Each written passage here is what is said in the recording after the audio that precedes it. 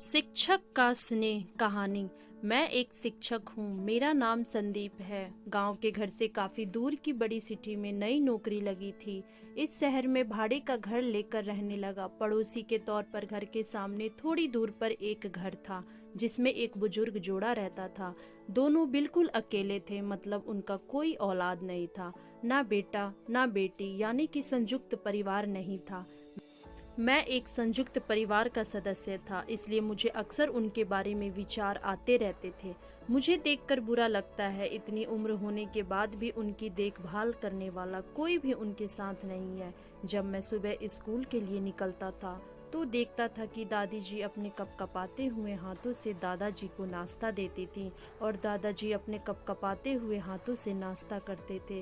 वहाँ पर रहते हुए कुछ दिन होने के बाद मुझे पता चला कि यह दोनों मिलजुल के धीरे धीरे घर के सारे काम करते थे।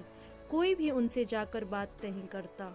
इतने दिनों में मैंने उनकी आवाज़ तक नहीं सुनी थी। जब मैं दोपहर को घर आता था तब दोनों को घर के आंगन में बैठा पाता था और उन दोनों के ही चेहरे पर थकान साफ पड़ पाता था। मेरा मन कई बार करता कि उनसे जाकर बात करूं, लेकिन फिर किसी वजह से मेरे पांव वहीं पर थम जाते। मैं जब उन्हें देखता था मुझे मेरे दादा दादी की बहुत याद आती और मैं घर पर फ़ोन लगाकर उनसे बात कर लिया करता। एक संडे जब मेरी छुट्टी थी तो मैंने देखा दादी जी काम कर रही थी, लेकिन उन्हें रोज की अपेक्षा आज काम करने में कुछ ज़्यादा ही तकलीफ हो रही थी। मैंने उनके पास जाकर पूछा कि दादी जी, आपकी तबीयत तो ठीक है ना? क्या मैं आपकी कोई सहायता कर सकता हूँ? उन्होंने आज्ञा नहीं दी। मैंने दोबारा उनसे पूछा, बताइए दादी जी, मैं क्या करूँ? उन्होंने फिर भी कोई उत्तर नहीं दिया।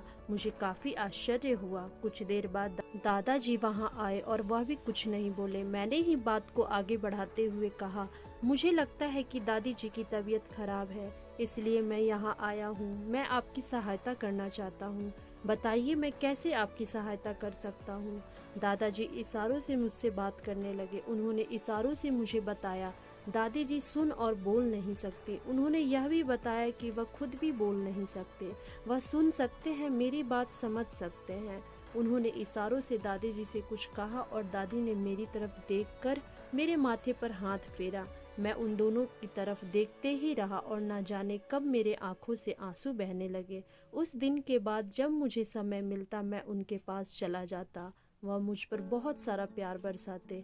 अब तो मुझे उनके इशारों की मीठी भाषा भी बहुत अच्छे से समझ में आने लगी थी। एक दिन मैंने दादाजी से पूछा कि वह अकेले क्यों रहते हैं, क्या उन्हें कोई औलाद नहीं है? दादाजी ने दादी को इशारों से समझाया कि मैंने उनसे क्या पूछा। फिर दोनों मेरा हाथ पकड़कर मुझे आंगन में ले आए और अपने आंखों के आंसू पोंछे और उंगली का इशारा करते हुए एक साइकिल मुझे दिखाई। साइकिल को देखकर मैं समझ गया कि उनके परिवार वाले उन्हें छोड़कर कहीं जा चुके हैं और अब उनके हिस्से में केवल यादें ही बची हैं। उन्हें रोता हुआ देखकर मैं भावुक हो गया और मैंने दोनों को गले से लगा लिया। उन्होंने मेरे ऊपर अपने सीने में सालों से बंद प्यार के बादलों से प्यार की इतनी बारिश कर दी कि मैं पूरी तरह उसमें भीग गया। दोस्तों, कहानी पसंद आई हो तो कहानी को लाइक शेयर सब्सक्राइब करना बिल्कुल भी ना भूलें। धन्यवाद।